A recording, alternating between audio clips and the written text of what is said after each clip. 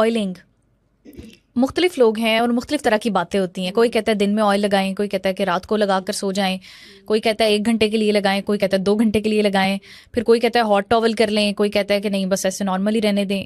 آج ہم آپ سے جانیں گے کہ آئل لگانے کا, کوئی بھی آئل لگانے کا صحیح طریقہ کیا ہے, آپ کے سر کا اور آئل کا ٹمپریچر کتنا ہونا چاہیے.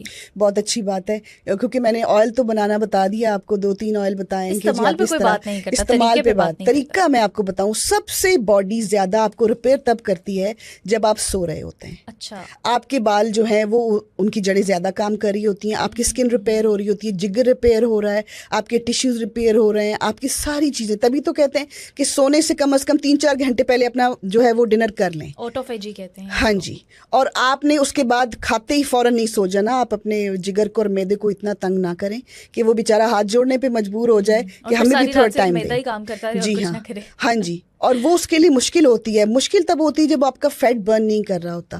تو آپ اتنا ٹائم کم از کم اپنے آپ کو دیں, ریلیکس, بھرپور نیند لیں, تاکہ آپ کی اسکن کے ٹیشوز جو ہیں وہ بھی ٹھیک کام کریں, اندرونی معاملات بھی جو اچھے ہو جائیں, اور بال بھی. بالوں کے اندر آپ نے جب بھی تیل لگانا ہے, بہت زیادہ ٹھنڈا تیل نہیں لگانا. آپ نے اس کو ہلکا سا گنگنا ضرور کرنا ہے, بالکل مائنر سا. سردیوں میں کیا کریں, لگانے سے پہلے 5 منٹ دھوپ میں رکھ دیں, وہ خود ہی ٹھیک ہو جائے گا. اور مائکرو ویو کبھی مت کریں, مائکرو ویو کو اپنی لائف سے نکال دیں.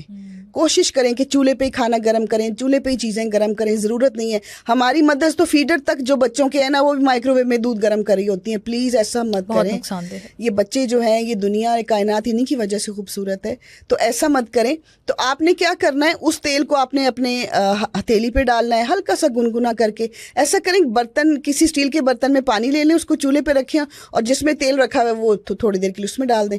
یا اتنے سا کوئی برتن ہے تو اس میں اتنا سا تیل ڈالیں. محنت کریں, میں ہمیشہ یہ کہتی ہوں.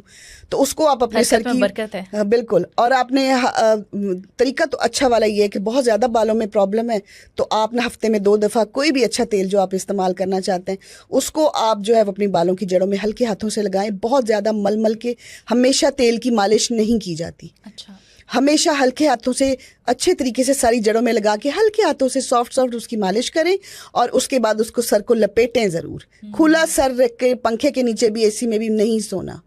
سر کو آپ نے ہلکے سے کپڑے سے لپیٹنا ہے, اور تکیے پہ بھی کوئی چیز بچھا لیں تاکہ تکیہ نہ خراب ہو. یہ بھی ڈر ہوتا ہے جی تکیے کی فارم کے اندر چلا جائے گا, تو اس پہ بھی کوئی چیز, ٹاول بچھا لیجئے. 2 ٹاول رکھ لیں سیپریٹ. اور اس کے بعد صبح اٹھ کے آپ اپنے بالوں کو جو آپ کو تکیے بدلنے پڑے, آپ اپنے بالوں کو جو ہے وہ صبح شیمپو کریں, جو بھی اچھا ہے. اور اگر اس سے بھی آپ کو زبردست قسم کے ریزلٹس چاہیے کہ صبح تو بس بال سنبھالے نہ جائیں, تو اسی شیمپو کے اندر ایک انڈا توڑ لیں.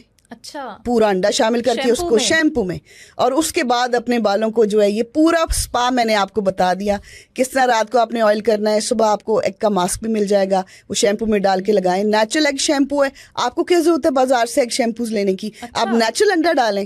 آپ کو ایلو ویرا شیمپو چاہیے, نیچرل ایلو ویرا ڈالیں شیمپو کے اندر, اور اپنے شیمپو کو ایلو ویرا شیمپو